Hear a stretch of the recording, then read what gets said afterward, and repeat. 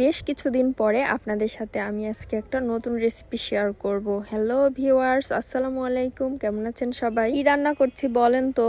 মাছের ডিমের কারি করব। তো চলেন দেখে নিই আমার প্রস্তুত প্রণালী। প্রথমেই চুলায় একটা পাতিলে আমি পানি বসিয়ে দিলাম। পানির মধ্যে দিয়ে দিলাম একটুখানি হলুদ আর একটুখানি লবণ। এই পানিটাতে আমি মাছের ডিমটা সুন্দর করে ভাপিয়ে নিব। ভাপাবো এই কারণে যেন ডিম থেকে মাছের এষ্টে গন্ধ না লাগে। মাছের ডিমটা 90% ভাপাতে হবে, ভেতরে যেন একটু নরম নরমই থাকে, তা না হলে কিন্তু বড়াটা ভালো হবে না। তো ভাপানো হয়ে গেলে ওর সাথে আমি একটা আলু আর কিছুটা পেঁয়াজ কাঁচামরিচ দিয়ে দিলাম। এরপরে আমি এর মধ্যে দিয়ে দেবো কিছুটা লবণ। লবণ অবশ্যই কম দিতে হবে, কারণ বড়াটা যেহেতু আমি ঝোলে দিব, ঝোল থেকে লবণ আরও ভিতরে ঢুকবে। কালারটা সুন্দর হওয়ার জন্য আমি দিয়ে দিলাম কিছুটা হলুদ গুঁড়ো। আর এখানে আমি একটি মাছের ডিমের জন্য একটি ডিম ব্যবহার করব, তাহলে বড়াগুলো সুন্দর ফুলকো হবে, ঝোলগুলো ঢুকবে ভালো। এবার সমস্ত উপকরণ ভালোভাবে মিশিয়ে নিতে হবে, যেন সবগুলো উপকরণ সব কিছুর সাথে মিশিয়ে সুন্দর মতো। চুলায় আমি একটা কড়াইতে তেল গরম করতে দিয়েছি, একটু বেশি করে তেল নিয়েছি। ডুবো তেলে ভাজতে হবে এই বড়াগুলো, তা না হলে ভেতরটা শক্ত হয়ে থাকবে। আর বড়াগুলো ভাজার সময় অবশ্যই চুলার আঁচ মিডিয়ামে রাখতে হবে, তা না হলে ওপরে কালারটা সুন্দর হয়ে যাবে কিন্তু ভেতরটা কাঁচাই থেকে যাবে। একে একে সবগুলো বড়াই আমি দিয়ে দিলাম। তো এই তো দেখতে পাচ্ছেন আমার বড়াগুলোর কি সুন্দর একটা লুক চলে আসছে আস্তে আস্তে।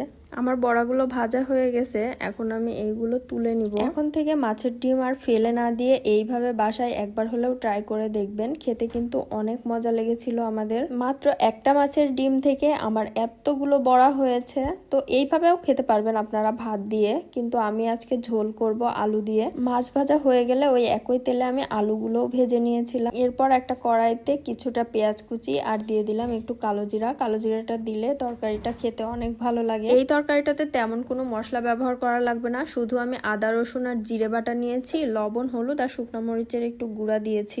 এবার মশলাটাকে সুন্দরভাবে কষিয়ে আমি এর মধ্যে দিয়ে দিব ভেজে রাখা আলুগুলো। আলুটাকে মশলার সাথে সুন্দরভাবে কষিয়ে নিতে হবে। আমি কিন্তু বড়া ভাজা তেলটা এখানে অতটা ব্যবহার করিনি, কিছুটা তুলে রেখেছিলাম আর কিছুটা দিয়ে রান্না করছি। যেহেতু আলু এবং বড়া দুটাই ভাজা আছে, তাই অনেক তেল বের হবে পরে।